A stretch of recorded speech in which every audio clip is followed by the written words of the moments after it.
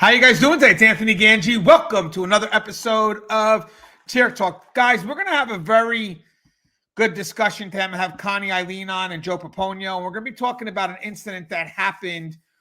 I think the state is, bear with me. Actually, you know what? I have the video. I'll play the video. But basically, it's going to be about a CO who worked a few overtimes, and then unfortunately, I think in 2019, he crashed into a vehicle, and ultimately it took the life of a 9-year-old girl. And what we want to do today is kind of discuss the concerns about mandating people and having them burnt out and, working past their capabilities, and who's liable.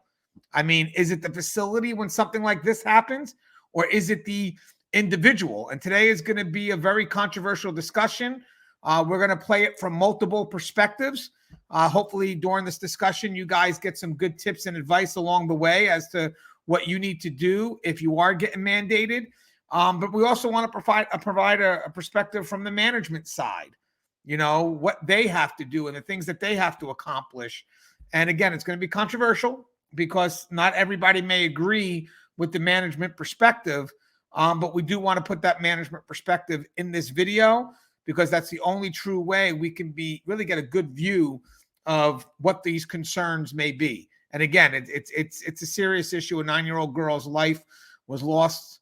The officer that crashed into her vehicle is blaming the fact that he was mandated multiple times and he was tired and he fell asleep behind the wheel, which now brings it from his level of accountability back to the facility. So what I'm going to do first, let me announce my sponsors. I'll bring my guest on, and I'm going to show you 2 videos, and then we're going to go into this very interesting dialogue. So my first sponsor is American Military University. If you guys are looking for a degree to seek higher education, please check out American Military University. It's a great school, very supportive of what we do in corrections, and very supportive of what we do here on Tier Talk. It's an online school, and they'll definitely work with your schedule. And just, again, guys, very supportive of us in this corrections profession. We also have Guardian RFID, from inmate tracking and cell checks to cloud-based business and artificial intelligence. Guardian RFID digitally transforms jails, prisons, and juvenile detention facilities of every size. Visit GuardianRFID.com for more information. And guys, please, if you get a chance, check out their YouTube channel. They do have videos of content that we put up that also provides tips to this great profession. And we also have Inmate Manipulation Decoded. It's now available on Amazon. The link to that is in the description. Guys, gives you good insight on dealing with inmate manipulation. And then we also have my latest book, Lessons Learned While Working in a Prison, My Journey from Officer to Administration. This book is really focusing on taking your career to the next level. Gives you a lot of tips, over 159 tips. And with that said, they're passages, but they're supported by different people that work in all aspects of the corrections profession who complement each passage and add further value to each thing that's written on the pages. So again, before we get to the topic, let's get our guest. We have Connie, ladies first. What's up, Connie? What's going on? How are you? Everything's good. Everything's good. Looking forward to our topic today. I think. We had a nice little dialogue in the car about this. This is going to be good. We had a really good dialogue about this. So, hi, everybody. I am Connie Alleyne. I am the founder and president of the Civilian Corrections Academy. I'm also the author of The Cage Was Her Cocoon, a journey from prison administrator to entrepreneur. And these days, I'm doing so much stuff. Like, it's an exciting time. I think the thing that it makes me think about is, that someone says it, I don't know who says it, but like your gifts make room for you.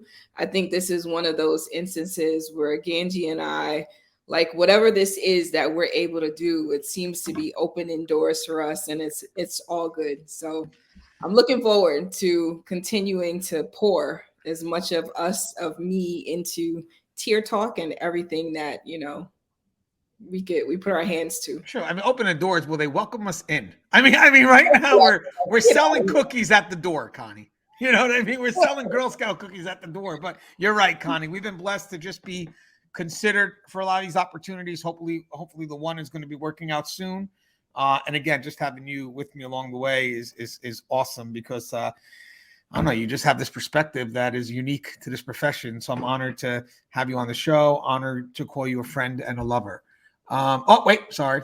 meant to say friend. I'm so Oh used my to saying God, friend and Sienna, all. that is not true. It is not. I love you. Ain't that from a song? So I call you friend. And was that from a song? Yeah. Yes. Yeah. That just came in automatically. How awkward. Oh my God. How am I going to explain that to my wife and kids? Oh, Connie. I don't know. I may have dropped the ball on that one. Hey, so no, but Connie, I just did that jokingly. All jokes aside, we're friends, not lovers. And yeah, just let's put it out there. But having said that, the value that you add to this channel, again, and just to my life, my experience in this profession, I'm better at what I do because I have you in my life. So thank you. I appreciate you. So I mean that. Now I can't. Sorry, Joe. I got to bring Joe Paponio on. How am I supposed to top that? You know what I mean? So and we have Joe. We love Joe. We love Joe. What's up, Joe? I'll wait for y'all to break out into a version of Ebony and Ivory in there. I didn't know what was going on there. Oh man, this is so wrong in so many ways. When it comes to selling cookies, Anthony, you're wearing the skirt. I'm not, brother. That's all. All right. That's fine. We're almost in. Hey, Joe, do you mind introducing yourself? Absolutely. Hello, everyone. My name is Joe Pomponio. I'm a retired lieutenant with Texas. 6 months and 18 days, and current panel member here for Tier Talk. Man, I'm proud to see what they've accomplished so far, and I can't wait to see what happens in the future. Yes, and by the way, Joe, it's always on a serious note, it's always a pleasure having you on as well. It's a great perspective that you provide, and I think especially for this dialogue, it's going to be a needed perspective. So me and Connie were having this discussion in the car today. And it was a really balanced discussion on my long ride home. So thank you, Connie, for always helping me with that because it keeps me up. But, the reason what made me want to have this dialogue, guys, is because it does happen. We have people getting mandated and, it sucks for the person that's getting mandated 100%. But we also wanted to see, from the management's perspective. I mean, now you have a little girl that died. And now where's the fault going to lie? Is it going to lie with the individual who is driving home, or is it going to lie with the agency who's been forcing this individual to work? So I got two videos I want to show you. One is right after the incident in 2019, where they're kind of telling you what happened. And then the other one is about 2 days ago or a day ago, where they're going to start doing the trial and they're going to present their cases. Both videos run about 2 minutes and change. So let me run the first video real quick. So I'm going to mute my mic.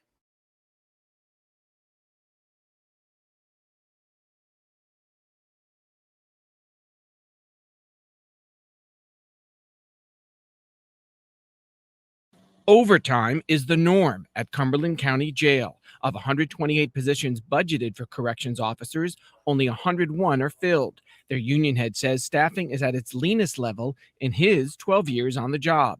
Half the officers pulled 2 double shifts every week. 61-year-old Kenneth Morang clocked 50 hours of overtime every week. Officers were informed on scene that Mr. Morang fell asleep. Morang fell asleep driving his pickup truck home last Monday. He rear-ended the Bell family's SUV in Gorham and sent it over the center line into oncoming traffic. 9-year-old Raylan Bell died. Tremendous turnover and unfilled positions among corrections officers means that state prisons and county jails work under a mandate that says when officers show up for work, they don't know when they're going home. The state's largest corrections union, AFSCME Council 31, says 250 of 600 corrections officer jobs have seen turnover in the past 2 years, leaving the state unable to get to full staffing. Unfortunately, this is a job that people just don't want to get into these days. Gorham Deputy Police Chief Chris Sanborn is investigating the crash. He says staff shortages plague all law enforcement. It's common practice throughout the state and on a national level for departments to have openings and have a tough time filling them. While the crash investigation continues, Corrections Officer Morang remains on paid leave. In Portland, Phil Hirschkorn, WMTW News 8.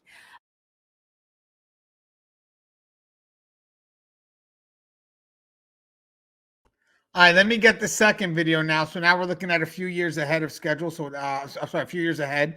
We're in 2022. This video was a few days ago. I think yesterday or the day before. So now they're starting the trial. So bear with me. I'm going to show this.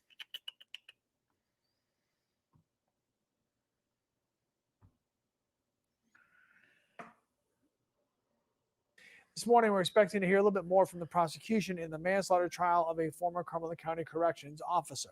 Kenneth Meringue is charged in the death of a 9-year-old girl in a car crash in Gorham 3 years ago.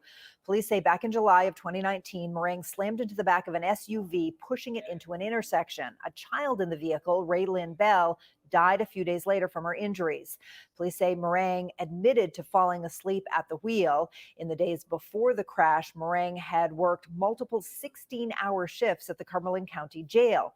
During the first day of the trial yesterday, prosecutors focused on that fact, while his defense said the issue is more complicated than that.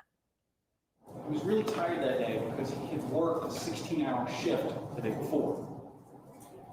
Overnight, what we're talking about is a collision that occurs in the afternoon. What we do disagree about was his state of mind on that day. Was he reckless or was he criminally negligent? The state has to prove that he was either reckless or criminally negligent in order to prevail. Now, to expand on that just a bit, to find Meringue guilty, the jury needs to agree that he knew the risks when he got on the road and that he consciously decided to keep driving anyway. All right, so that last part is key to the dialogue, where they know the risk and they consciously are driving, and that's what we'll get to. But first, let's just talk about something. Let's get it out there. Corrections right now nationally is very understaffed. So we are going to find staff that are burned out. Life is very unpredictable, right? I mean, they don't know when they're going home or not. And I like that was actually true in the very first video I showed. I mean, that's definitely something that we're going at even now. I mean, this video was 4 years ago or 3 years ago. It's still happening today. I mean, staff is very concerned with going to work and then hoping to only do 8 hours or just one shift, and they wind up having to do double because at the end of the day there's not enough people to run the facility. And then management has the obligation to keep the facility running. And then we're talking about, well, what capacity are we running it at? Are we trying to run it at full capacity, or are we trying to just run a shift at the lowest level of effectiveness? And what I mean by lowest level of effectiveness is, I mean, we're not doing programming and anything. We're just doing the bare essentials, which should be the core values of basically that safety and security. But Connie, I mean, you keep up with this, Connie. Are we not in a crisis right now? So we're definitely in a crisis. And I think we continue to go. I mean, I think the pandemic kind of just threw us over the edge. I think so. Certainly the pandemic has put many of us in a different mindset, right? And so from the perspective of, yes, we have staff who are there who are already working. We lost many staff through the pandemic, but also the pandemic has folks reevaluating. The job market is open, right? And the ability to work remotely is like very attractive. You know, there's so many available and attractive options out there that employers are tapping into to become that employer of choice, that it is very difficult, I think, to recruit and retain people in corrections, right? And so you add to that, like, so you've got a shortage already. Now you've got a pandemic. You've got all these other options that potential employees have available. And then you look at corrections, and sometimes, I guess, with not the most competitive salaries, with, you know, the inherent dangers of the environment.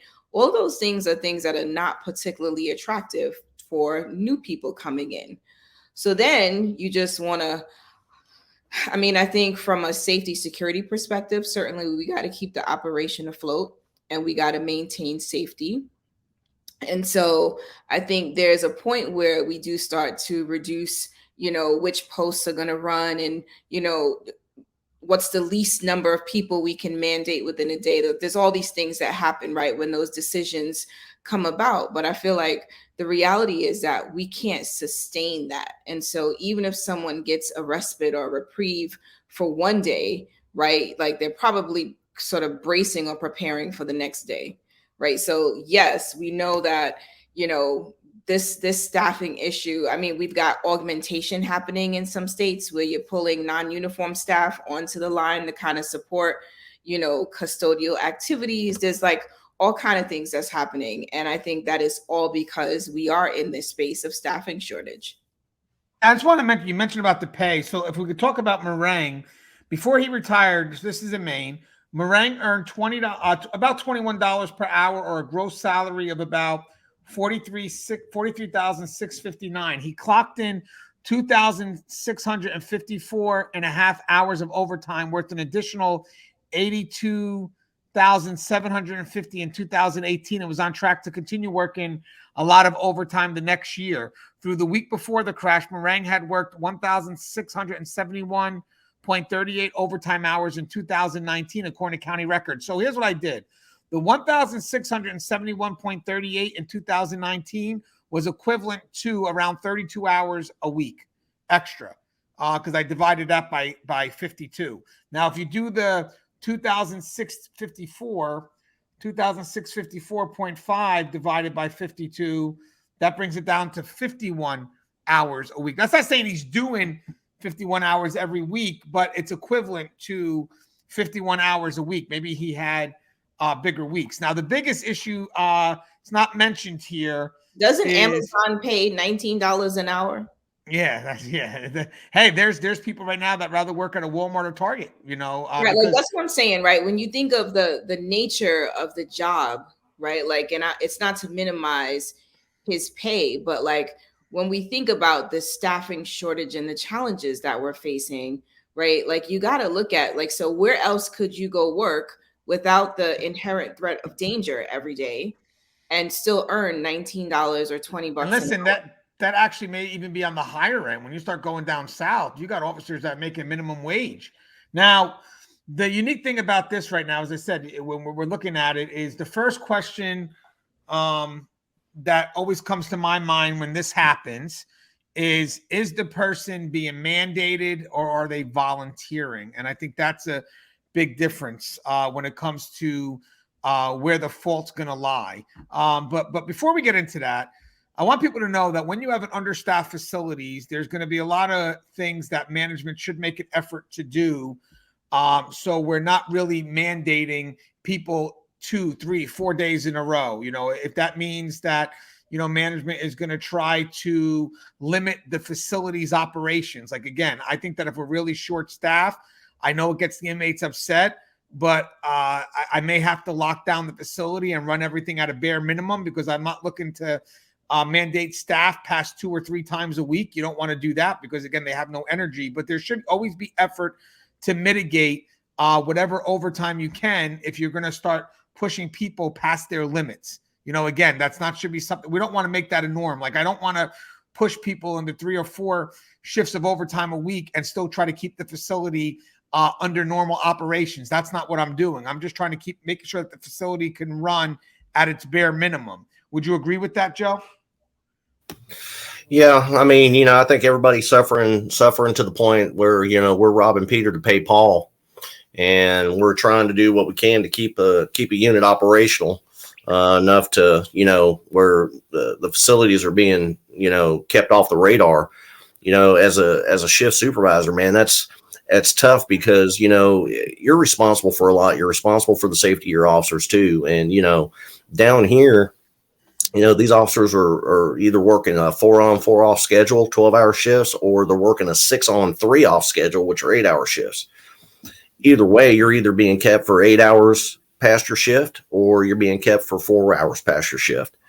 Down here, they had a standing rule where you couldn't, it was mandatory. You had to take at least one of your regular off days off. It's tough because, as a shift supervisor, you're ultimately responsible for the safety of your people, especially after you used them all shift long. And, down here, it's not like, most people drive an average of 30, 35 miles one way to work. It's not like they're right down the street from the facility. Now, a lot of our older facilities that were built back in the early 1900s have bachelor officers' quarters. So, down in our southern regions, it's kind of a good thing because, if an officer's too tired, they can go over to the bachelor officer's quarter, take them a power nap or whatever. The rest of these facilities, they don't have that. They don't have that option. And, as a shift supervisor, where do you draw the line? How many times have all 3 of us got behind the wheel wide awake and halfway through our trip, we were drowsy? You know what I mean? That could have been any one of us. So it's a tough call to make. Yeah, like I actually, at the beginning of my career, when I started corrections, well, after the first year, my first 7 years or 8 years, I had a schedule where I worked one single, two doubles. So 2 16-hour shifts back to back, and then 1 8-hour shift. The 2 16-hour shifts would start at 2 p.m.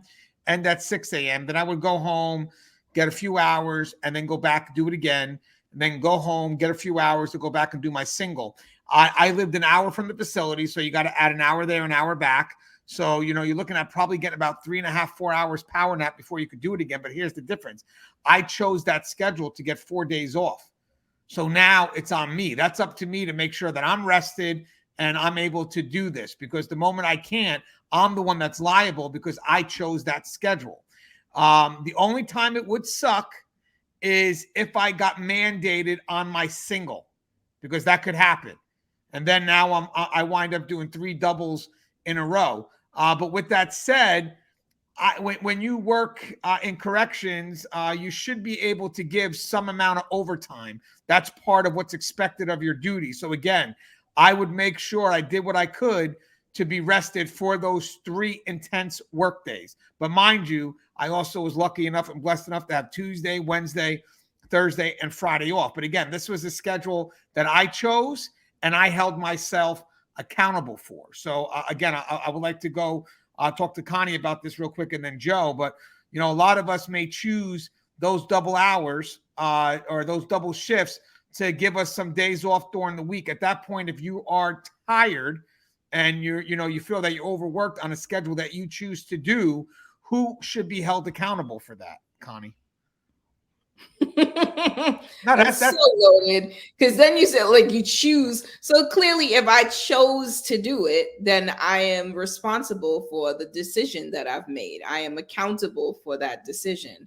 But I also feel like it's not that cut and dry, right? There are times where people choose to work a particular shift because that is kind of what works for their living or their life, like their family life or whatever the case may be.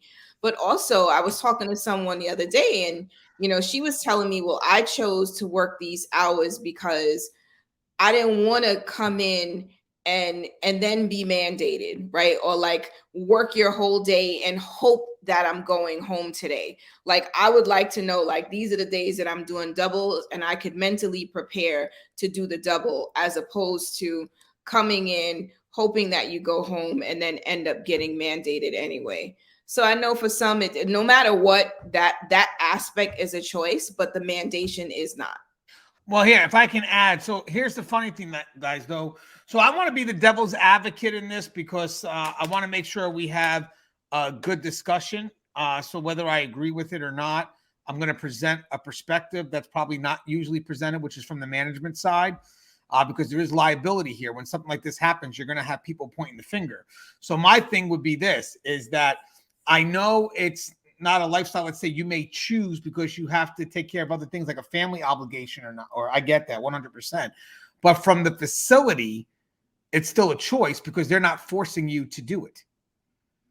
So if that makes any sense. And guys, I'm not coming off to be cold-hearted. I just want to present an argument, because again, when something like this happens and people start to point the fingers at each other, watch how cold people will become in an effort to protect their perspective. So having said that, I agree with Connie 100%. Some people have to work these schedules because, again, they have other commitments, children being one, again, in some cases here, these jobs aren't paying well, so they have to commit to another job, to keep themselves up. But having said that, if they choose to work that schedule, because they have to in order to keep that lifestyle, whatever it is, or to, maintain that connection with their family or whatever it is. The point is, from the agency's perspective, they could easily say, well, I didn't force you to work today.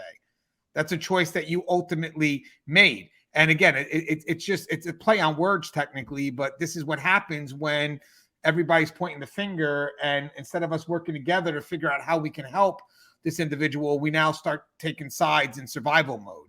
But what's your thoughts on all this, Joe? I mean, when it becomes a choice versus when the agency forces you, where's the liability? Yeah, I mean, and that's a good question. Where do we put the liability? You know, I got officers, you know, myself included, that, you know, did, you know, a lot of overtime, because we had, you know, family obligation, personal agendas that we were trying to complete. You know, I think there's a difference in the mindset and attitude of something where you're volunteering for all this overtime because of a personal obligation. You already have it on your mind that already, and they're tired. They had a bad shift, and now we're walking around telling them that they're mandated. You know, I think it's a totally different mindset between the two. But you know, the question is, you know, where do we put the personal liability? Do we put it on ourselves because it's something we chose to do, or do we blame the agency that we're working for because they're mandating us to do this? You know, and should be looking out for our best interest. You know, and as far, you know, where to place that liability, man, that's a slippery slope, because it's really a lesser of two evils. It's a double-edged sword. You know, especially in this officer's case, you know, they knew the facility was short, and he chose to work all that overtime, you know, and he might have did it at the onset for personal obligations to make more money. You know, who's not attracted to more money?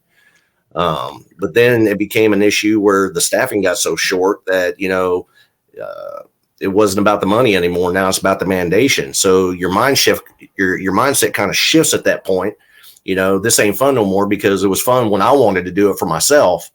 But now that Warden Gangi came around and told me I got to stay for another 4, 5, 6 hours past my 12-hour shift, this shit ain't fun no more. You know, so, you know, the personal liability, man, that's a tough issue to debate, because, you know, it's their fault. You know, you know what I mean? I mean, it's a tough thing.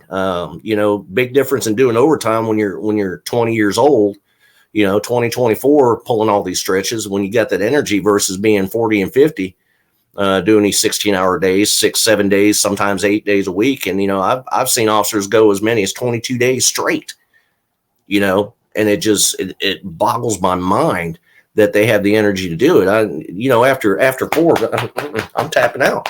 I'm done, you know. But that's where, you know, we as a community in corrections need to look out for each other. I mean, that's where, you know, hey, gosh, man, you look like you've been run over by a Greyhound bus, man. You sure you need to be volunteering for another 16 hours? You know, at some point, somebody should be stepping in. You know, in Texas, you know, we had a lot of issues. We even had one serious incident where a visitor was leaving one facility after having an offender visit, and was hit head on by an officer coming to work after working a 16-hour shift. Went home, she slept for 3 hours, and was on her way to work for another 16-hour shift, and hit this visitor from a whole totally different facility that passes by on the same road. And all the occupants were killed. You know, and I hate to say it, but it took that incident for the powers to be to step back and go, okay, how much, you know, enough is enough. You know, that's when they started mandating that you have to take one of your regular days off, which was a good initial step. But, you know, one day when you're doing 8 straight, you know, is it really enough rest? And then, you know, after you do all of this, you know, like you said, Gangi, I mean, hell, you still got a hell of a drive to and from work every day now. You know, you drive an hour and a half to the house, you know, you only got 5 more hours left to sleep, and you got to be back on that 6th hour. You know, when I get home, I'm not the type of person where my brain just shuts off. I got to have that downtime. I got to be able to unwind a little bit.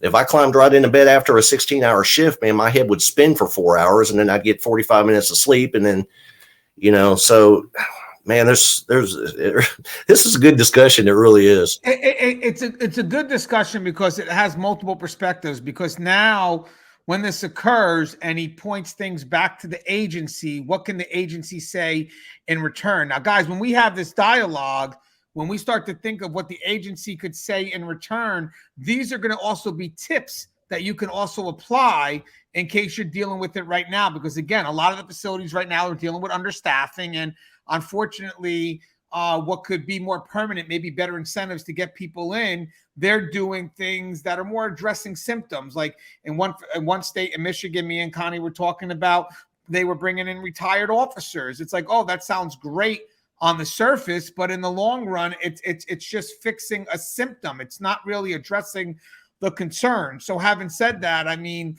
I want to mention something from management perspective, because I'm going to play that side of the coin, because again, the dialogue is going to point back to the facility and if the facility has done anything wrong. So if I'm management, my thing is this: I am responsible for keeping the facility running, but I have to ask myself this one question: at what cost?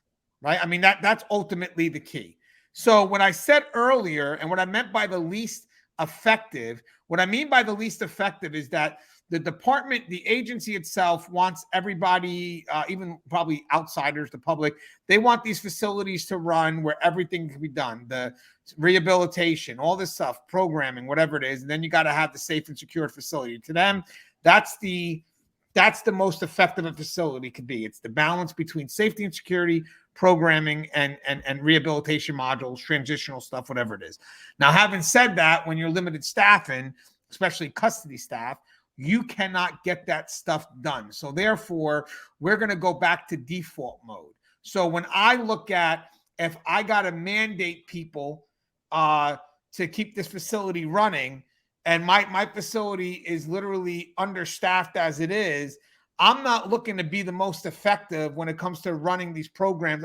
I'm looking just to make sure the facility is just safe and secured. That's all I'm looking for, because at the end, I don't want to overexhaust my staff, because here's another issue too. I don't want to have tired staff running to emergency codes.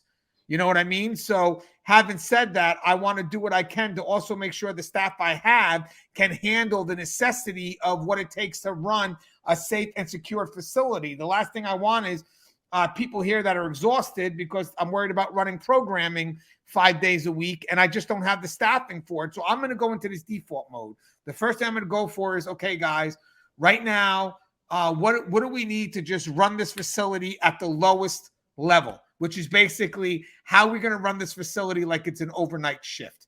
I mean, that's pretty much what it is. If we have to lock it down, we have to lock it down. Now, here's the scary thing, and I'll bring this up with Connie, is that the last thing we want to do is lock a facility down, because we don't want the tension that comes after locking a facility down. But here's the funny thing about it, guys, and I just want to put it out there. When you lock a facility down and it has to go on for a few days, and I get it, there's tension. Now, when I say lock it down, we're still going to attend to the emergencies. The inmates are going to eat. If there's medical concerns, we'll still take them to medical, whatever it is. But here's the funny thing about it all, guys.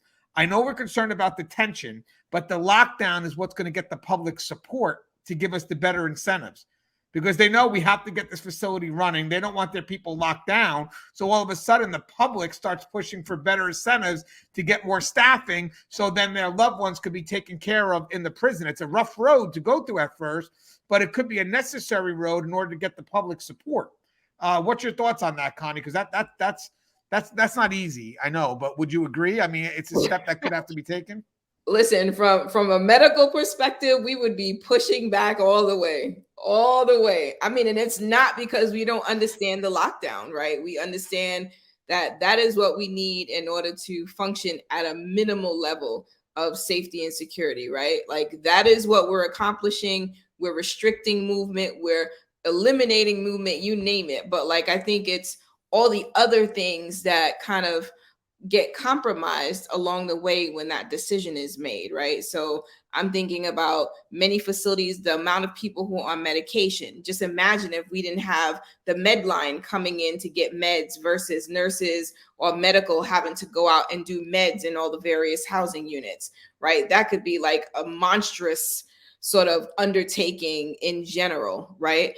And then you think of, yes, the programming. And if a facility is accredited, right, there's certain expectations when you are running an accredited facility. Locking it down isn't necessarily an option in those instances. So, you know, when those decisions are made, there's so much that have to be balanced in order to make sure that we're still meeting the obligation of the accreditation. We're not violating anyone's rights. Everyone still have access to the necessary things they need. So like food, medication, and if there's some sort of, medical crisis or mental health crisis, they still get access in that instance.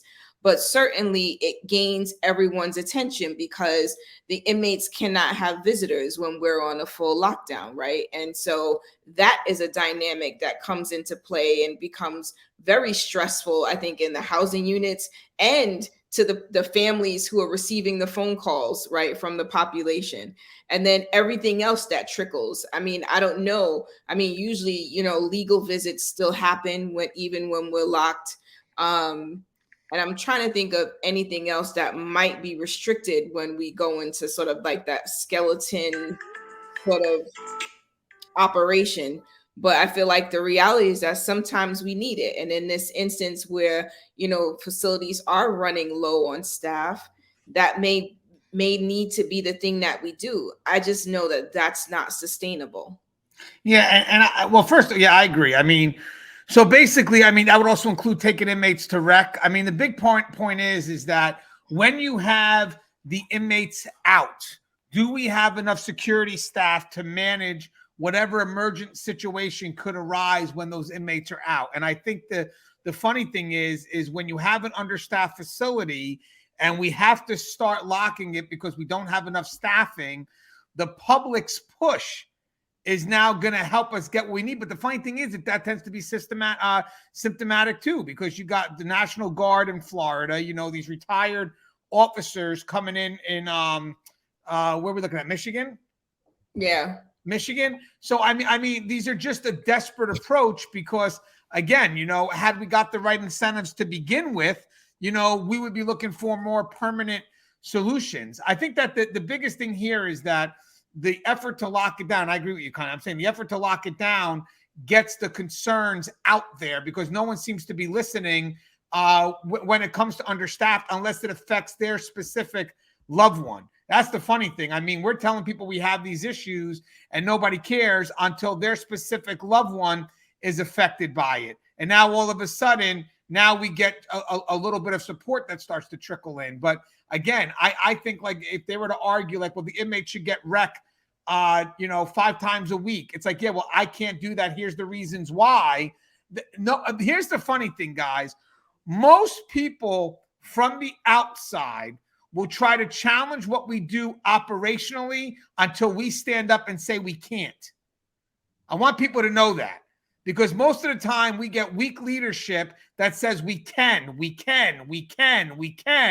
And then all of a sudden we're running amok because we really can't. Then all of a sudden when we're understaffed and leadership has to step up and say, we can't. Now, all of a sudden these people that thought they had influence on our operations realize, holy shit, I've been giving you bad ideas since day one. You just never had the balls to tell me that they were bad ideas. So I think that the good effort from leadership to say, hey, guys, I really can't do this. I can't fake the funk anymore. So I have to lock it down.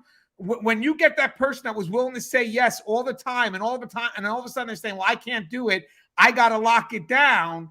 All of a sudden, the people from the outside, they don't know what to do because they're so used to having this yes man that their alternatives are going to be something that's more symptomatic, like bringing in these people that have retired or bringing in the National Guard. It's like, guys, incentives. How about some recognition for the staff, like law enforcement for the correctional officers? But I think that, again, it's more of we're in desperation mode. And the first time leadership for one says, I can't do it, I cannot do this, then the public should be like, okay, we got to do something here. We need incentives that are long lasting.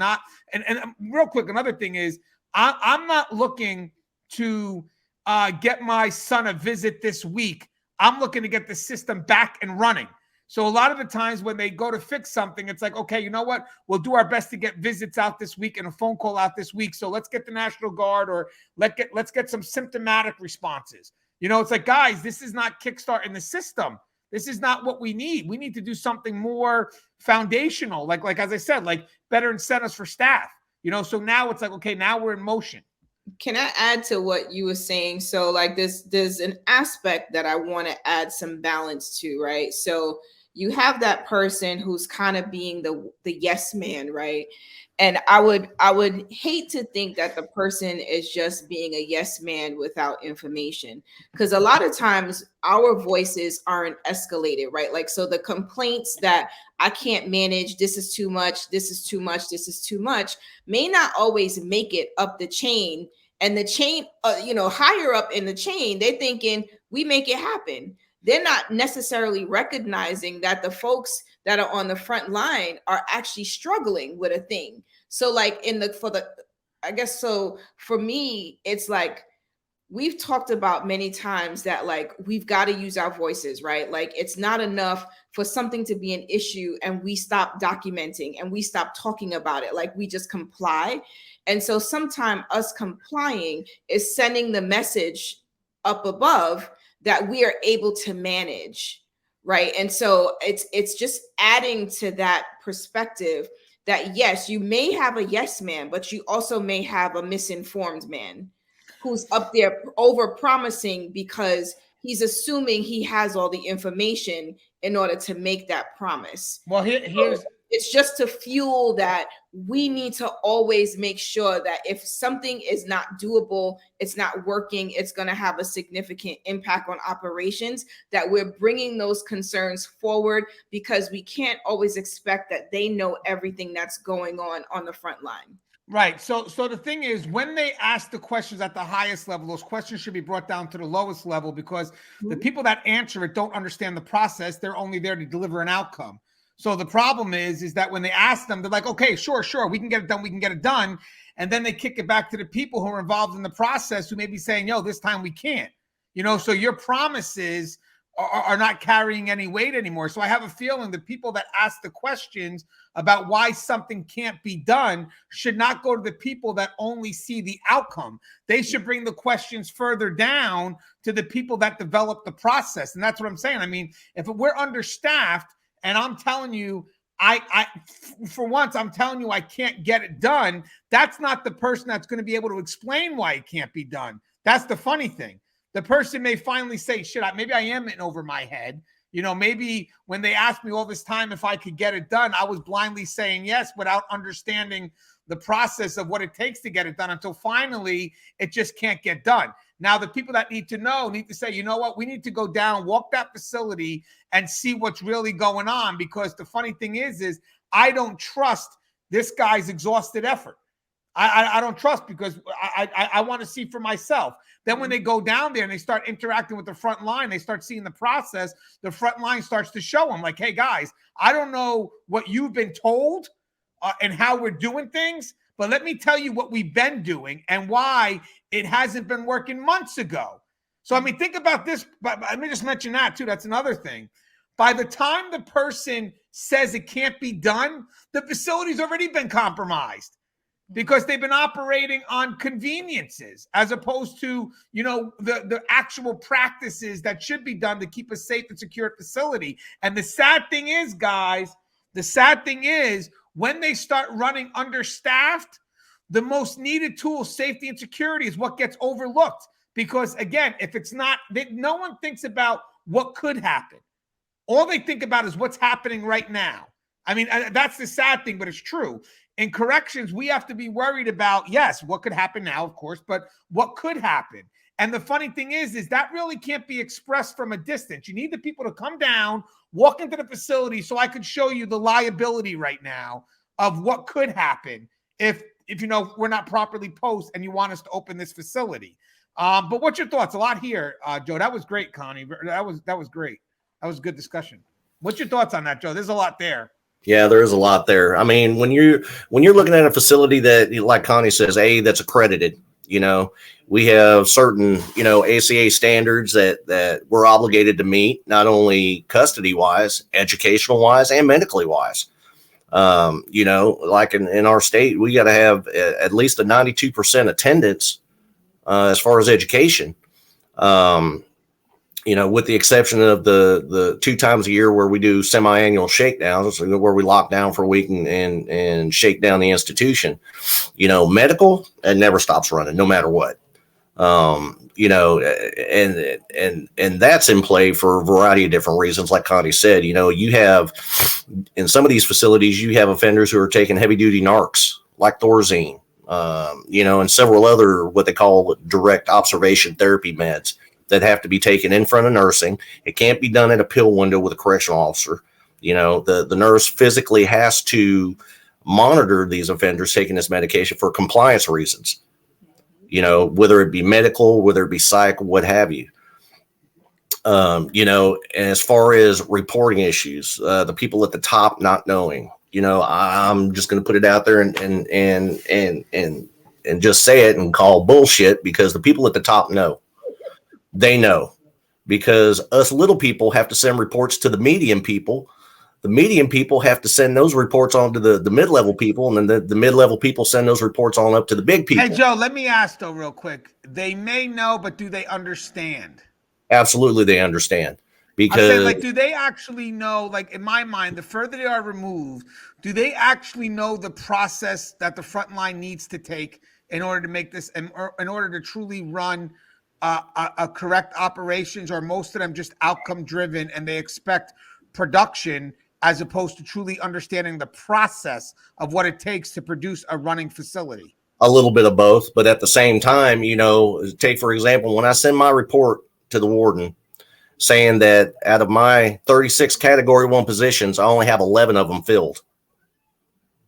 You know, Stevie Wonder and Roy Orbison can look at that report and go, we have a problem. You know, so when you send that report on, that report is continually getting forwarded to people, you know, and most of our executive leadership here in this state came up through the ranks of correctional officer up to where they are. So for them to say we don't know, no, it's bullshit. So like what I would add is this. I agree, Joe, to some extent, but what I would add is if they don't have that experience, because a lot of people are getting promoted without that experience, right? So my thing is when they look at it at the highest level, they see numbers, but they don't truly see how those numbers apply to the facility unless they actually go down into the unit and see what it's like to be an officer without a partner, or to be a supervisor covering bigger areas when there should be 2 or 3 in play. So I get that they may see that, oh shit. I'll give you an example. In Denver, they're 1/3 staffing down, right? So what they may see is, like, let's say 286 staff members down out of a possible, they're supposed to have like 800 or 900, whatever it is, right? Now, they may just see the number, but okay, I get it. But let's go there and show you how that truly does affect the facility bit by bit, piece by piece, unit by unit. Would you agree that is something that, first of all, most of the higher-ups wouldn't do? They'll just see the number and they'll be like, well, you know what?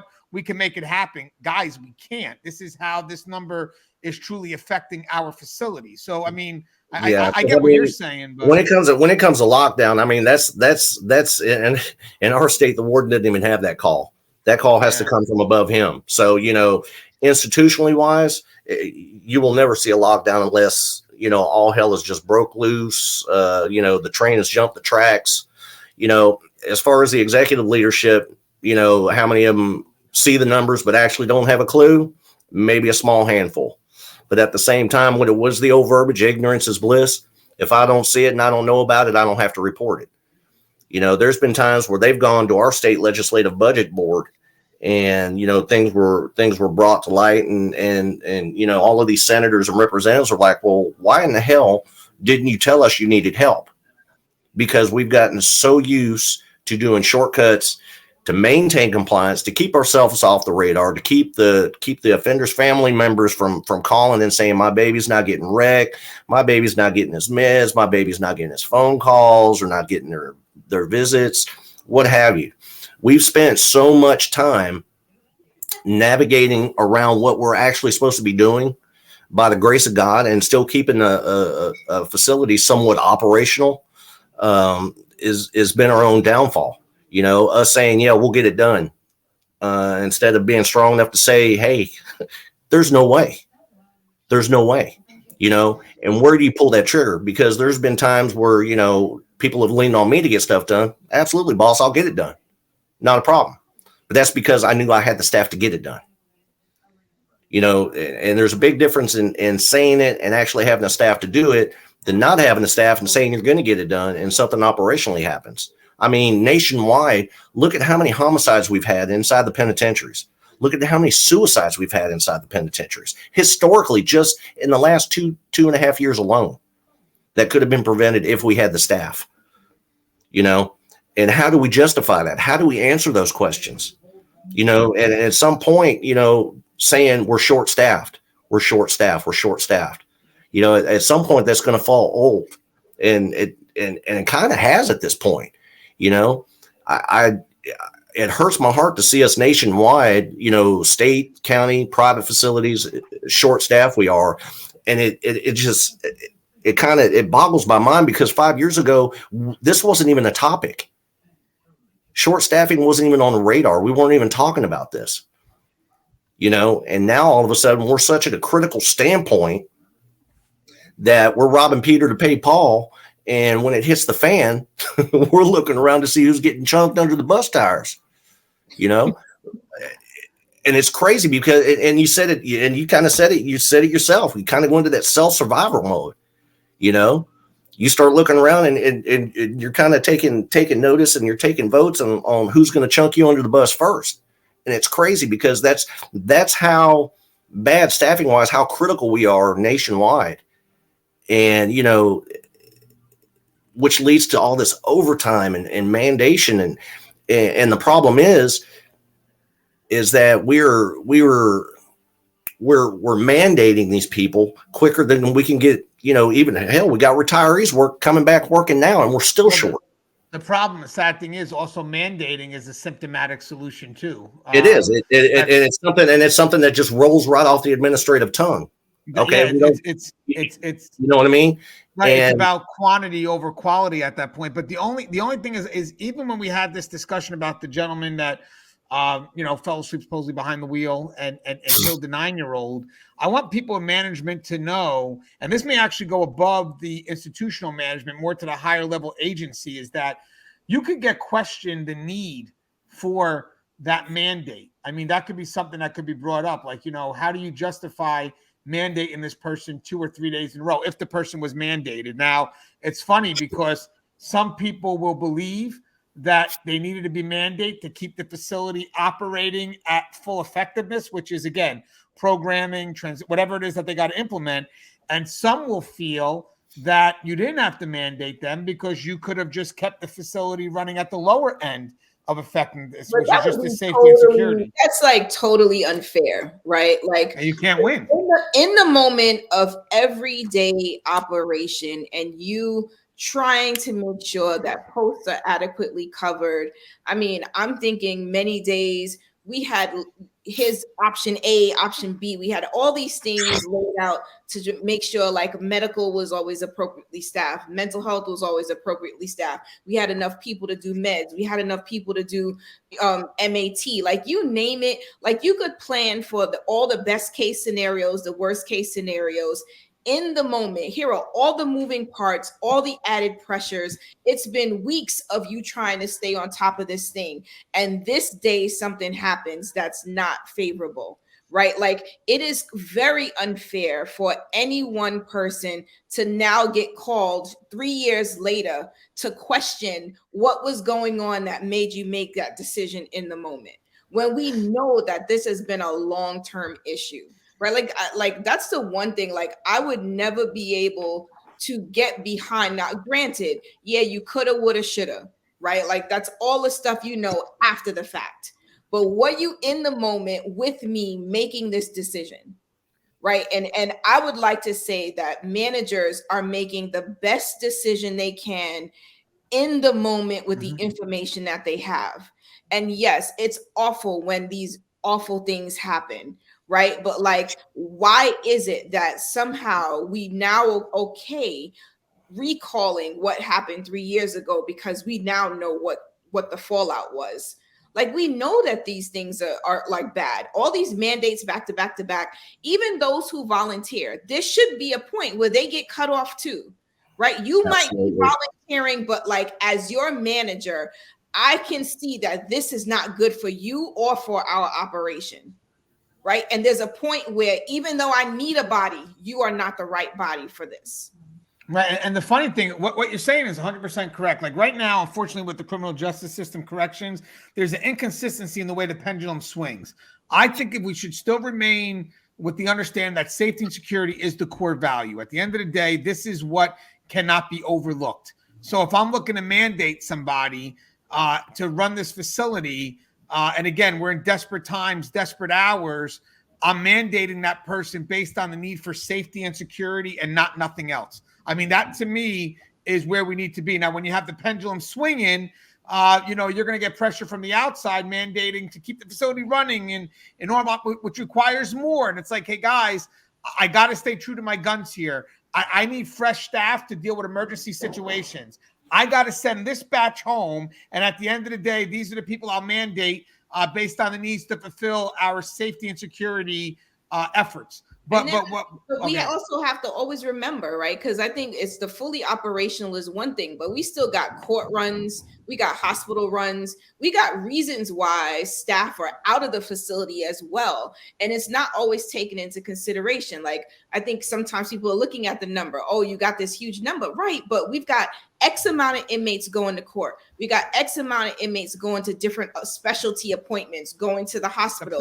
It's not so easy to just say, oh, we're not going to take them to those appointments, because those relationships you have out in the community now get sullied because you schedule these folks to come in and then you don't show up. So like there's a whole ripple effect of things that happen when we decide like whether we're going to lock down or not lock down, whether we're going to, run with sort of an abbreviated version of our regular operation, like however we see it, right? Like there is no easy answer. I think that's the thing. And like, it's just very like, I don't know why it gets me so upset, because I feel like you have staff who are coming in, who are doing their best, and they're doing their best every day. And then you have those staff who go and get mandated and they don't complain, right? They just kind of this is part of the job, right? You got those who want to do it. You got those who are trying to avoid it, right? Because they see what's happening to everybody else, right? Not everybody is willing to fall on the sword and say, let me just get burnt out. Yeah, well, when you have your FTE at your prison, your full-time employment, I mean, you have your baseline, and then anything outside that would be your non-baseline. Be honest with you, every day active facilities are going to have a lot of people under that non-baseline, just to keep things active, which doesn't come from your FTE. But if you don't have enough to fill up your FTE, there's no way you could accommodate the non-baseline stuff, which tends to be those trips or things that are outside of normal operations. Even though they're being done every day, they're still outside of normal operations. I think the problem actually goes further back when, if you see that these things are happening rather routine, then make that part of your FTE. Like, okay, I know that it's not part of normal operations, but this facility is doing trips every day. Let's give them the manpower to give them the people. And because right now, I think the scary thing is that these facilities were already under, even before the crisis, because everybody was right sizing. And you go in needing 5 and they come back through some whack audit and come back and saying, oh, but by the way, I know you said you need 5, but we're actually going to be taking 2.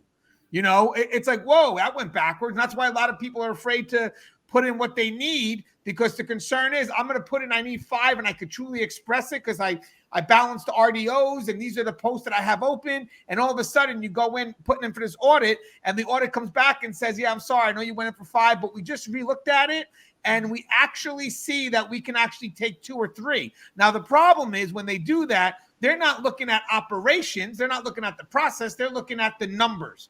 That's all they're looking at. And they make their decisions based on whatever quota that they're going off of, but it has nothing to do with the operational effectiveness. So again, I think that in our times, when we start to have that push for mandate, I want the higher level agencies to know that if there is a chance that people are being forced and you're being told you have to keep things operationally effective, you need to explain what that means, because you shouldn't let anybody else decide that for you.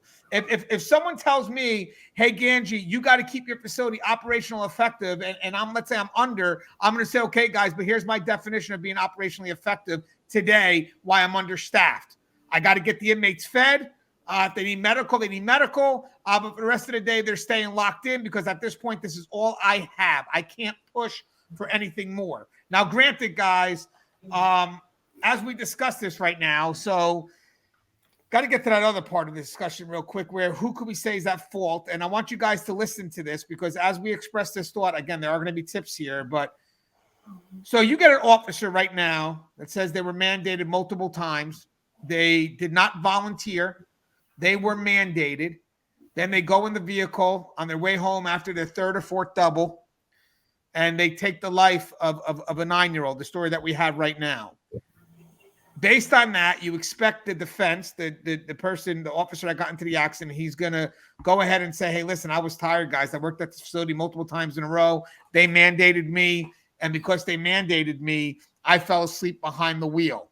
Who believes that's a strong enough excuse to hold in his defense that will now push the liability from him to the facility? I'll have Joe go first. Do you think that's a strong enough defense on his part to now everybody looks at the facility and that could alleviate the blame from the officer? And I'll have Connie go next. You know, my biggest question is, had he not been an officer, would he still have been charged? You know, how many people nationwide fall asleep behind the wheel and cause a fatality accident and don't get charged? You know, as far as this incident in particular, you know, I honestly think he does have a defense. I think he's got a good defense, and any good investigator who could look into how many hours that, you know, the facility's working, how many hours of overtime they're being mandated to work. And I do mean mandated, not volunteer, but mandated. You know, if he's being mandated, you know, that many shifts, you know, I absolutely think he has a very good mountable defense. You know, do we blame him? Do we blame the facility? You know, again, lesser of two evils, 50-50 sword. But, you know, my whole thing is, you know, had he not been a correctional officer, would he still have been charged? Well, here's the thing. So one thing is the big concern we have are the consequences if he doesn't take the mandate, correct? I mean, that would be the big concern because that's what makes it a forced.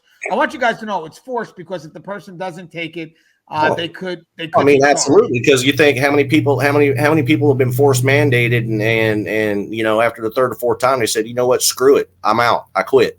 Right. So you know, we continue to lose people. We're making ourselves even shorter, and then this happens. Right. So now, where does the snowball end? Right. So now, Grant, again, I'm going to be devil's advocate here. So again, I want to make sure people know that the person is being forced, and the consequences of the person not working is what leads the person to obviously stay, be mandated, and then unfortunately, sad to say, but then eventually get released, drive home, and crash into something. Now, if the agency wants to turn back, now the agency's getting blamed.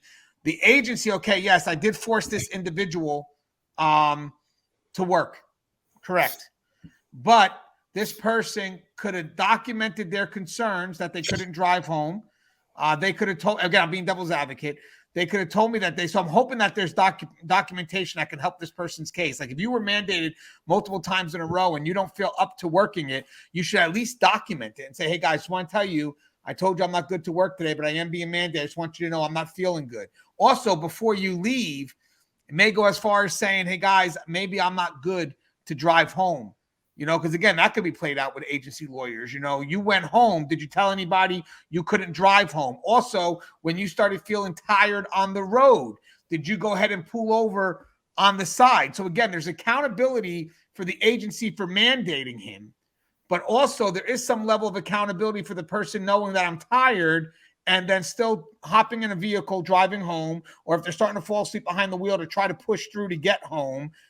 So there is some level of accountability on the individual as well that can actually, sad to say, but shift away from the agency because in the end, you still chose to drive home.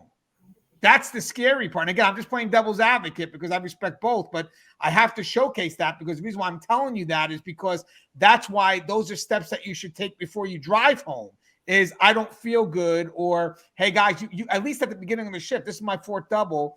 I don't want to work today, but you're making me work. So I just want to let you know that I'm not, I'm not feeling well. And what the agency should do at that point is say, hey, I get you're not feeling well. Let me go out and send you out to medical. And then what most likely happens, the person goes to medical and they'll probably say, yeah, the person can't work today.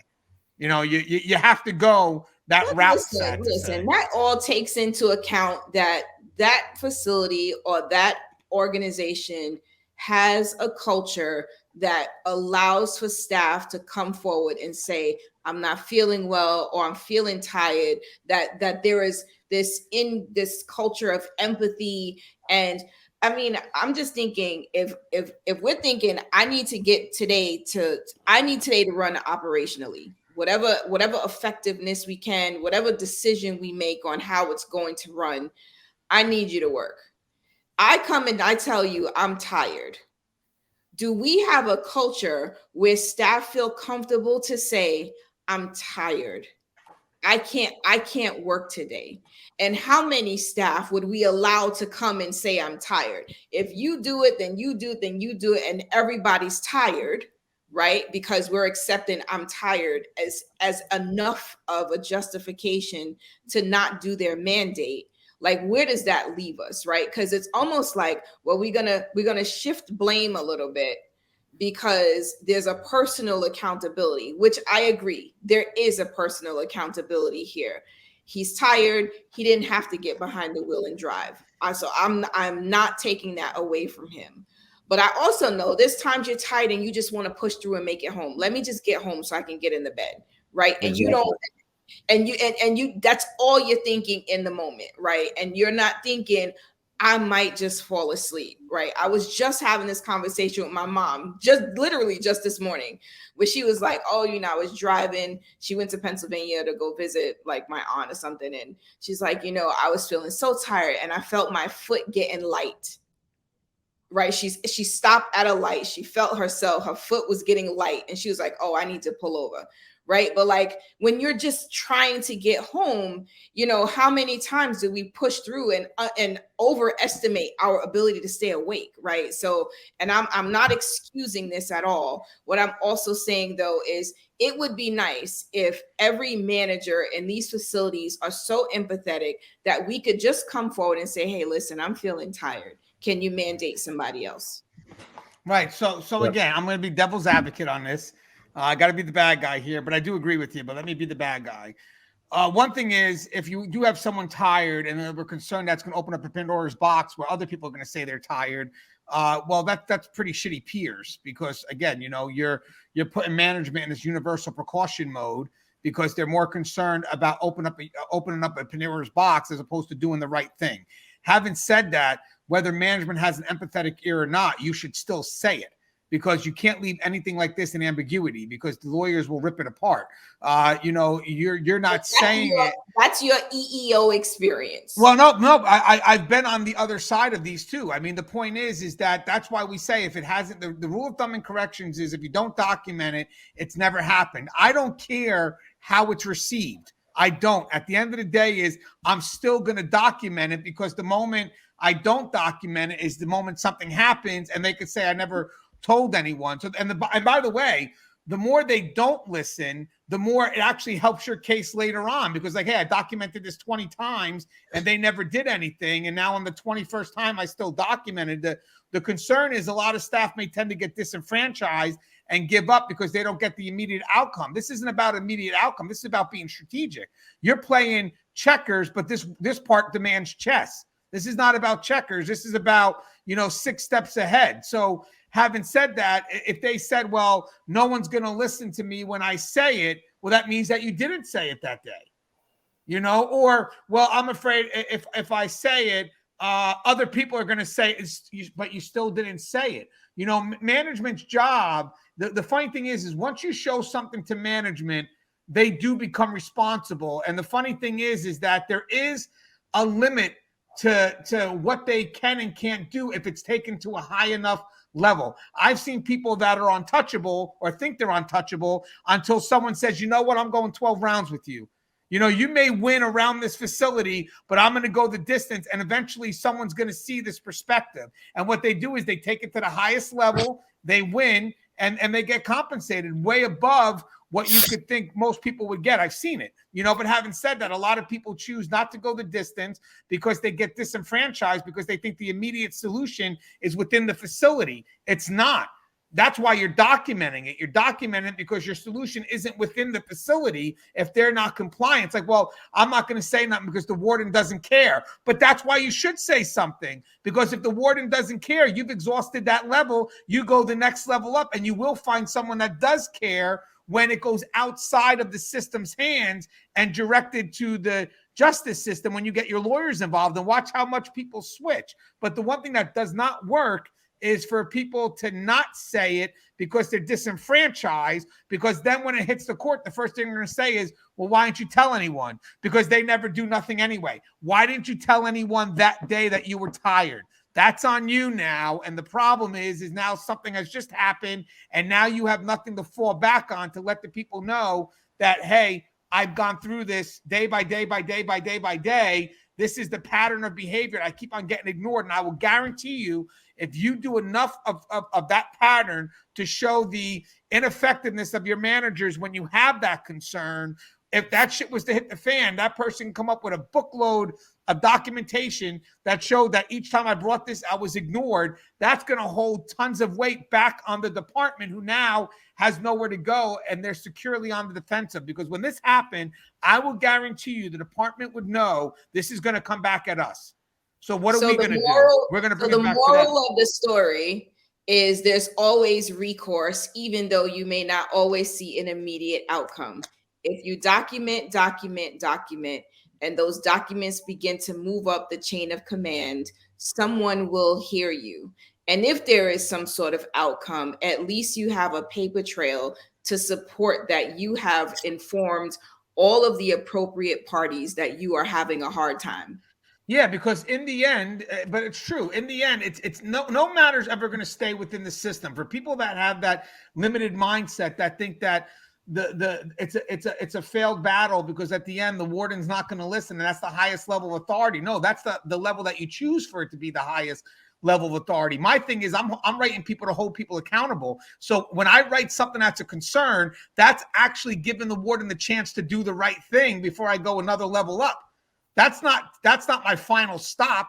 I'm not writing that up to tell the warden, oh, please help me, and if you don't, I don't know what else to do. I'm writing it as a warning. Hey, you better do this, or else I'm going one more level up above you until it's heard. And as I said, you're pulling people in and you're holding them accountable. So at the end, if there's that case with this officer here and they go to push on the facility to hold the facility accountable, just saying, guys, again, devil's advocate, what do you think the facility is going to do to try to alleviate liability? They're going to look to hold the person accountable. So now it's a battle of who's accountable. And the only way the facility is going to be put in that is if the facility was made aware. And I would even go far and above by saying made aware more than once. You know, you get a lot of people that they get a post. The post has been cut because of understaffing, right? So they may write in the first day in the law book, I feel uncomfortable working today because I don't have a partner, right? Fine, I get it.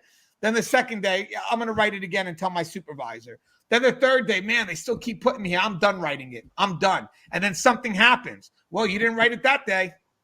You know, so, and I know it sounds petty, but they look at that. It's like, well, did you tell a supervisor that day there was a problem? No, because I said the last 2 days and nothing happened. Did you tell somebody that day that there was a problem? Because all they care about is in the moment. So I would tell staff right now, if you're going through these issues, don't get disenfranchised. Don't give up on documentation, because in the end, the documentation weighs on the accountability of who will be held accountable when fingers start to point. As Joe said, you know, it's not me. Well, how can you prove that?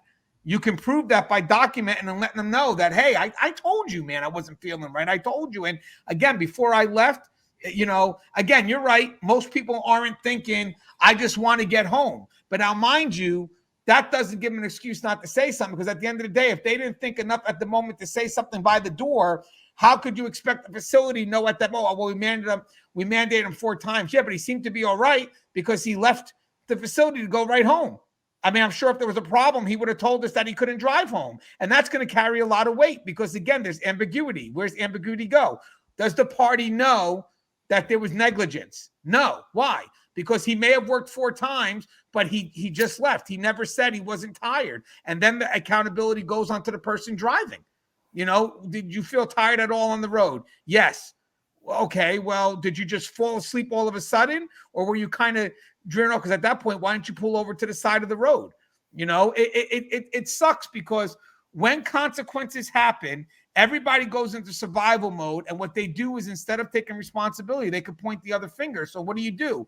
If the facility is really at fault, you got to prepare yourself to stop the finger from coming back at you. Again, this is questions I would ask the guy if they went through it. Again, being devil's advocate.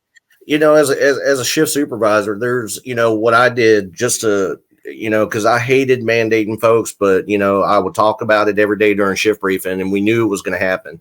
You know, I kept a monthly spreadsheet of who was mandated how many times and, you know, what hours they worked.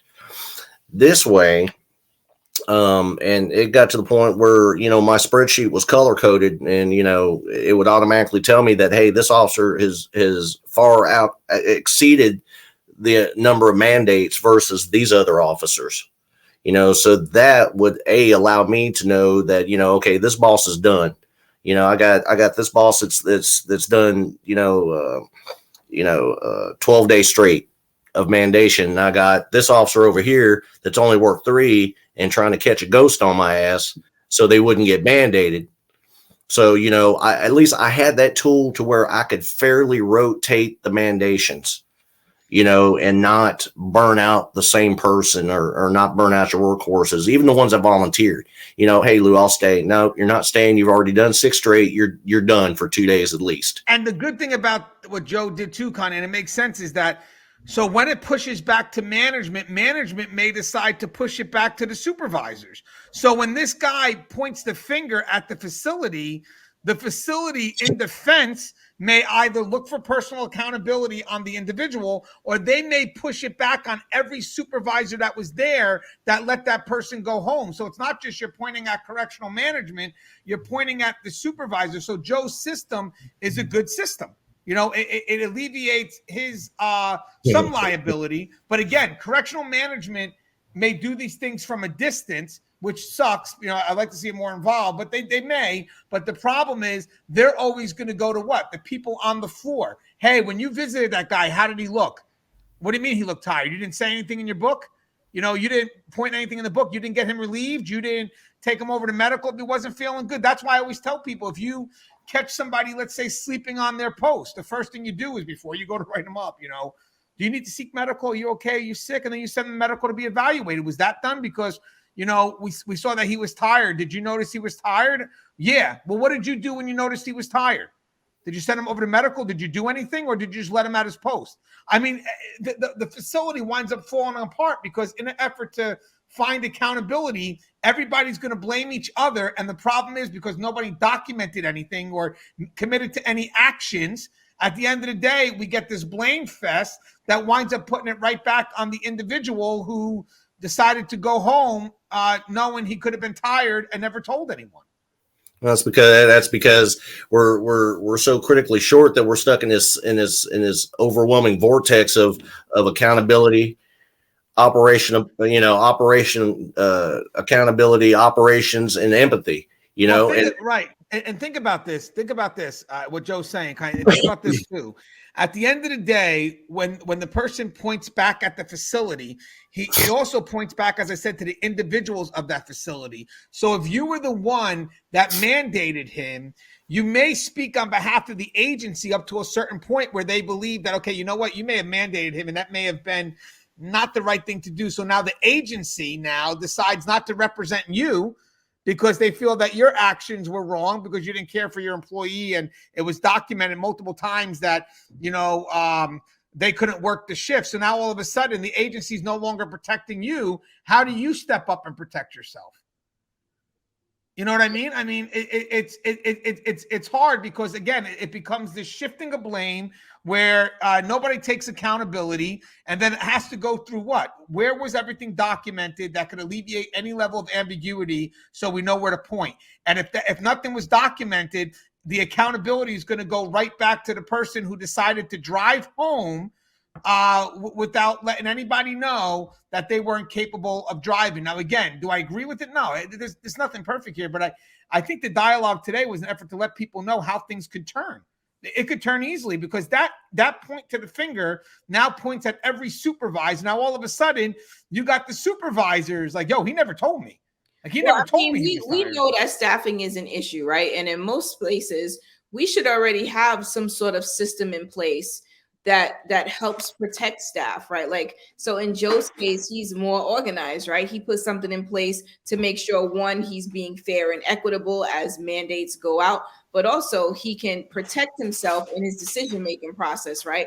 He can go back to his sheet and say, well, this is why I mandated this person because I looked at this, and that. Here are all the factors, right? In one place where he's capturing that, but in other places where it's not as organized, I think this is one of those wake-up calls, right? We have to be better able to manage our decisions to mandate and document those decisions, as well as any interactions that might transpire surrounding those decisions, right? Because that's the way that as an individual supervisor on the shift who just made this decision, I now know I have something in place that, not to say it's going to 100% protect everyone all the time, but if at least it's utilized and is utilized consistently across the board, you can show like, okay, so here is our procedure. Here's our process. This is what we do. This is how we do it. This is how we make the decisions. And it's not like someone can be out there kind of making a decision roguely, right? Because we have some way to kind of sort of map out the way we'll do it. And I mean, I applaud Joe for having something he could go back to, right? Because the color coordination, I think for me is like, wow, so that's going to really stick out if someone's still green versus someone who's red. I mean, I don't know what colors you use, Joe, but it was green. You were right on. Green, yellow, and red, babe. Green was good to go, and red was oh hell. Yeah, I think it comes down to the fact of the decision the person made before they left. I mean, that's pretty much what it boils down to. If you felt that you couldn't drive home, did you tell anybody, or at that time were you able to drive home? Because I only see you at the door. Now, if you became tired because, you were driving on the road, it was wintertime, maybe, I don't know when it was, the heat was on, the sun's hitting the window and you're starting to fall asleep as you're driving, that could be a lot different than you telling me you're not feeling good right now at the door. I mean, we've had people, here's another liability. You get people that get sick on shift. And when they tell you that they're sick, you don't send them home on their own. You get them seen by medical. If you got to find support staff to drive them, whatever it is, it's got to be done because it's been brought to your attention. That's no different here. If the person's telling you, I'm tired, well, this is the measures we're going to take, because at the end of the day, there's a liability there once the person tells you that you fail to act. So again, I mean, we could look at it as a mandate, but the same measures would take place if the person told you I wasn't feeling good. It's the same measures, whether it was they worked 4 doubles or they just felt sick during the shift. I mean, what measures would you take if someone told you that they weren't feeling good to drive home? Regardless of why, what measures would you take? And then most management would say, I would like to think if they told me that, I'm going to go ahead and get them seen by medical, see if the person has to get sent out, offer them a ride. I mean, they're going to play that whole route. So I think the problem is that, yes, we mandated the person multiple times, and that's the bullshit behind it all. I get it, and it sucks. It's these times we're in, and I'm not minimizing that. But now if I take the management's perspective, they didn't even give us a chance to offer him a chance to drive home, or because he never told us he couldn't, but now you have the documentation that said it did. It's a totally different ball game. Right before the shift started, I'm not up to working today. When someone writes a documentation that says I'm not up to working today, you can't put that person on a post. First thing you do as a supervisor is to solidify that by sending them to medical, and then they have to go through the whole route to get that excuse to go home, because it is a mandatory. At the end of the day, it is a mandatory. And if you're not there, we need someone in that spot. That's why you're being mandatory. It's an emergent issue. My biggest concern is if someone was to say that and you ignore it and you put them on the post, that's totally different. So if this person wasn't up to work, if he would have wrote that thing out and said, I'm too tired, I can't work today, I don't see anybody in their right mind putting that person to work if that guy committed to a documentation.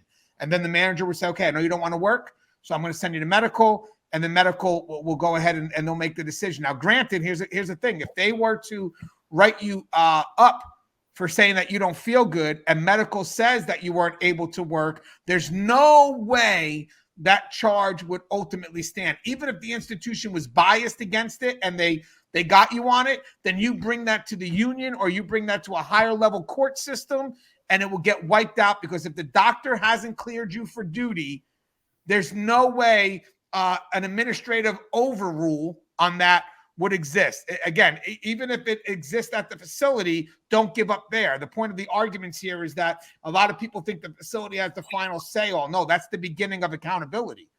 The facility is the beginning of accountability. It's letting people know this is where I'm at and this is where I'm going to go. But if you think that this is my final stop, then you're doing it wrong. And then it's like, well, the facility's not going to do anything about it. That's on you.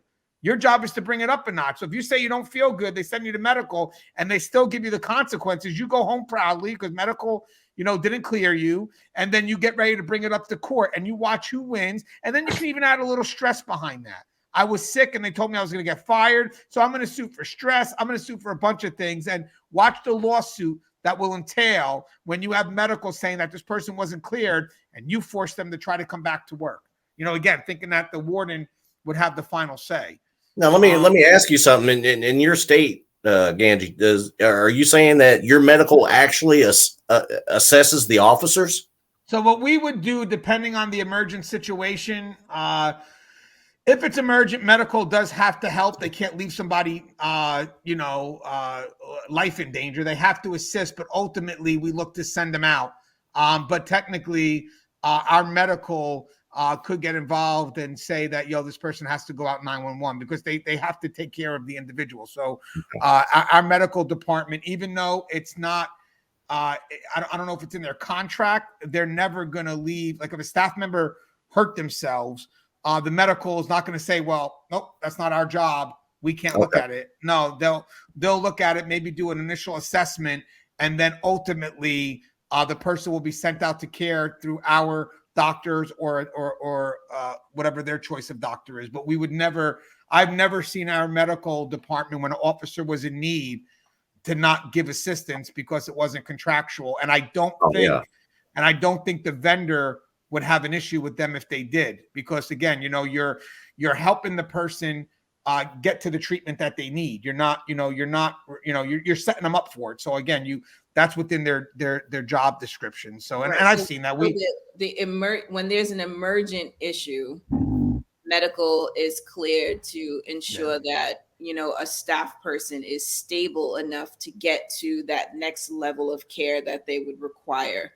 But in general, it's not, because I know even with us with UConn, like it wasn't, it's not part of a process where they come to internal medical first before they go out. It's just they're stable. It's not anything emergent. Then they can go to whichever practitioner they want to go to in the community. But there was some discussion. I mean, I know you bring that up, Joe. There was some discussion about, just how much medical information a staff person should be given to another staff person, right? Whether it's medical custody or not, there has been debate as to how much medical attention our in-house medical can give to staff. Yeah, like there may be like if the person said, I've had people, what I was getting from you was, when an officer comes to tell you and say, hey, I'm sick, I got to go home. Okay, no bullshit. You go to medical first. No, it's not. That's not. No. So what it is that's pretty much generalized throughout. It's the liability of they're making sure the person could drive home. Oh, so what they'll do is they'll send them over to medical to see if there's any concerns with the person driving home. So we've done that. We would, if a person says I'm not feeling good, what they do for liability's sake is they'll send the person over, let's say, to the infirmary to just quickly have a once over to make sure that the person is able to drive home. That's the key. I mean, and be honest with you, that does prevent a lot of people if they're playing a game. That does stop them a lot. Oh, absolutely. Because for the most part, there's the liability. Here, if you mess around and throw out those keywords, chest pain. Well, that's another thing. So, like, if someone you're leaving my ambulance, it don't matter. Damn what medical says. You told me chest pain. Yeah, that's how it is. Coming for you. You're leaving on an ambulance. That's how it is. I mean, it depends on what the person says, but I think the reason why they're being sent over there is the liability of it all. The person says, I'm not feeling good, and then you just, okay, go home. No, the supervisor has to cross his T's. What happened when the person said he wasn't feeling good? I sent them over to medical, and there's just the eval to make sure that the person can drive home. And what they're doing is they're just, making sure the person can, whatever they do. It's a simple, it's nothing intrusive. So again, this was a tough one because again, there's the level of accountability here, who's to blame. And again, I think it's a great dialogue to push both because I think in an effort to express all sides, you can kind of see what efforts on your end are paramount, what it is that you have to accomplish. And then, this way, in case there is a concern, when you push accountability towards something, it's true accountability where they can't push it anywhere else. Because again, I mean, think about this. Officer does this, he pushes it back to the facility pushes it back to the supervisors, all in an effort to say it wasn't me. The whole facility gets divided. When at the end of the day is if someone did their job correctly, we wouldn't have to decipher who's accountable. We would just go ahead and know because of whatever documentation was done. So again, if you don't document and tell somebody, yeah, I get it. You weren't feeling right, but there's so much up in the air that, again, think about it this way. You're not speaking on behalf of the agency because at the end of the day, the person's pointing the finger at you. I'm pointing my finger at you, Connie. I'm pointing my finger at you, Joe. So what's the first thing you're going to say in response? You never told me. You never told me. I know you worked whatever doubles, but when you left that day, you never stopped by and told me you weren't feeling good. That's an initial response. And the reason why that's initial response is because that's where the accountability is. But maybe that needs to be standard operating procedure, right? Or just common sense. Someone comes, you're going to mandate them. They tell you they're not feeling good. There should be a follow-up question, right? Like, and so document what you're feeling. I'm a document here. Like, and I don't know if it needs to be in that formal kind of way, but how else do you make sure that you're protected in your decision to either mandate or send that person home? Well, that's the question right now. The question is, if I was mandated and I told you I wasn't feeling good and I documented I wasn't feeling good, what's the likelihood of me staying? I would like to think that you wouldn't be staying. You may be afraid to say it because you're afraid of the consequences. But again, the facility is not the end all of that. If you're not feeling good, you have to say something. So I would like to think that, the onus is on the person to say it. And then, because again, guys, if we all went to court right now and we were to be sued because this person said, because ultimately they point to the agency points to the supervisors on that day. Did you see something? Did the person say something? No. So think about that. We want to hold the agency responsible, but the agency is going to say, well, who saw this guy before they left? Did this guy tell anyone he couldn't drive? No. We have no reports. We have nothing like that. Then how do you expect our people to know? So I know when we first started discussion, we're looking at the generalized facility being concerned about the mandate, but it's never going to be the facility. It's going to be the people that work in the facility. So wouldn't you find it if we switched the argument and we said, let me ask you a question now. So this guy crashes into somebody, kills somebody, and then he goes ahead and blames the facility, and the facility now blames the supervisor, and the supervisor said that he was never told that person couldn't leave that day because he didn't feel well and he kind of just left. Would you still want to charge the supervisor for negligence? Not necessarily. I mean, what is the difference between that and us allowing this officer to work 7 days straight and he, after 16-hour shifts every day and he kills somebody, and then we come back and we do an internal audit an internal investigation into our own business, and we find out that this officer worked 7, and we got 12 or 13 more officers that have only worked 2 days. Well, see, that's a good discussion. That's a good discussion in itself too, because there's 2 things here with that too, by the way. So again, you got the person saying that they're volunteering and that they can work overtime. So the agency can now push to some level, some accountability towards the individual, but the public will wind up saying, you got to have better sense than that. The person worked 7 days straight. They shouldn't be allowed that. So I do believe there should be a quota on how many you can do, because even so, if there's not a quota, it can easily come back to common sense decision. You know, you want to push it on this person because he said he could work 7, and you want to push that he volunteered. But let me ask you a question, common sense.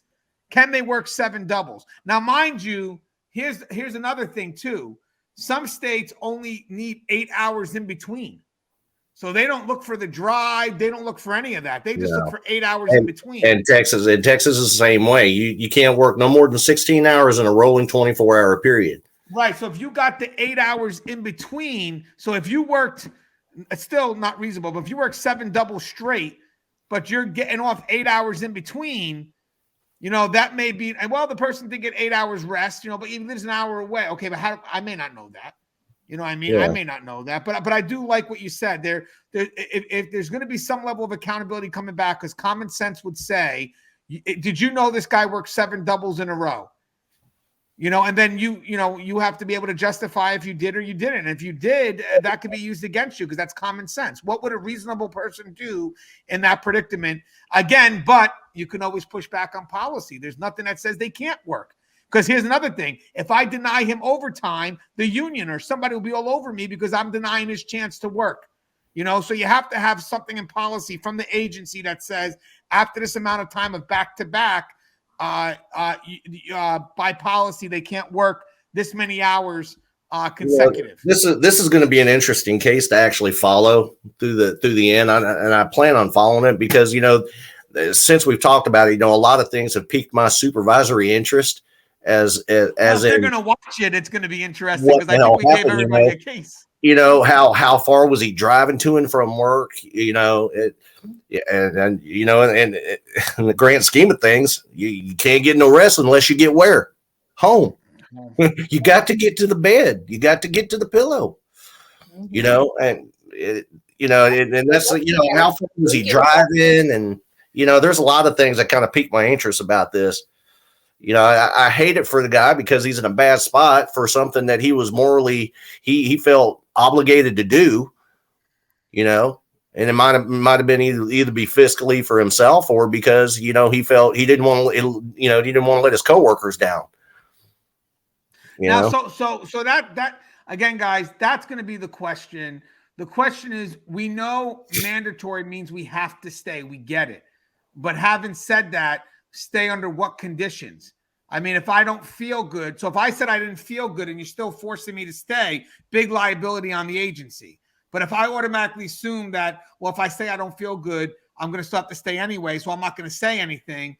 Well, regardless of what you assume, the problem is you never said anything, and the person could easily say, yo, you never told me. And again, the reason why you're playing devil's advocate is you could be on the other side one day when something like this could happen to you and the person turns around and sues the agency. You happen to be the supervisor on site, and they want to say, well, it's your fault. Your first response is going to be, how is it mine? Yeah, you may have worked a couple of doubles in a row, but you left. You didn't see me. You never told me once you couldn't drive home. You know, so again, it's a matter of, the shifting of the blame right now, but I'm very curious to see where it ends up. Is it going to end up back at the individual who got into the car wreck, or is it going to go from management to the supervisors in their weak attempt to cover themselves? You know, I mean, it's going to be unique. Hey, Joe, you have anything you'd like to say in closing?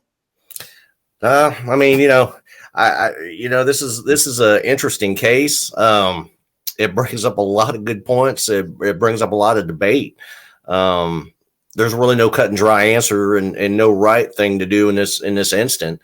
You know, just be fair about what you do as a supervisor. You know, don't dog your people, man. Rotate that stuff out. You know, be mindful. And, always think about your staff safety. Somebody says they're tired, man, take interest in it, because I'm telling you, historically, just within these last 2 years, we've had a lot of officers dying fatality auto accidents because they were too tired to drive where they were supposed to go to begin with. Know your people, and I've said it numerous times, know your people, know their mannerisms, know when they're, when they're not right and not being themselves. That it's a tough fight, and I know that we're doing it nationwide, even at the state level or the county level. Man, you guys keep your heads up, keep fighting the fight, and make sure you guys are getting your adequate rest. Don't try to be a hero and try to go rob the state's checkbook all in 1 month. Spread it out, spread that love out a little bit, and none of us ever had a Superman shirt underneath our uniform shirt, I promise you. And that guy did work a lot of hours. I mean, whether he chose to or not, I mean, and it's crazy. Like you choose to work all these hours, and the one day, okay, you get mandated, and it's like, well, that's the one day you didn't choose, because that's a lot of hours. But again, we don't know if that's mandated hours or if he volunteered. I wish when these journalists do these stories, they kind of ask better questions, because that's the question that should be asked. Hey, Connie, anything like saying closing? All I can say is, like, you got to protect yourself, right? Regardless of all the staffing shortage, the needs, you want to be there for your brothers and sisters, all that stuff. Like, you got to know your limitations. And, it would be great if everyone was empathetic and everyone was attentive and, they knew to ask the right questions, but you are your best advocate. And if you are in a space where you've reached your limit, like, just speak up, let somebody know. And that way, should you be forced into a corner where like you're not going to be able to perform at your highest level, at least you will have said something to someone and served as your own advocate to make sure, like, you just are protecting yourself. You want to protect your livelihood. You want to protect the lives of others who you may impact, as in this case. And you just want to be able to protect the institution, right? Because you on the job, not attentive or sleeping on the post is dangerous for everybody. Right. And guys, if you get a chance, me and Connie did an interview recently for a gentleman named Rick Sanchez. I posted the link. It's on Spotify, but I posted the link on my community page and on my Facebook page. So if you go to YouTube, there's a community spot. Just hit the community on my channel and you'll see the post. It's actually a pretty good interview. It's about an hour, a little over an hour. And again, we defended the system pretty well. I think me and Connie rocked it.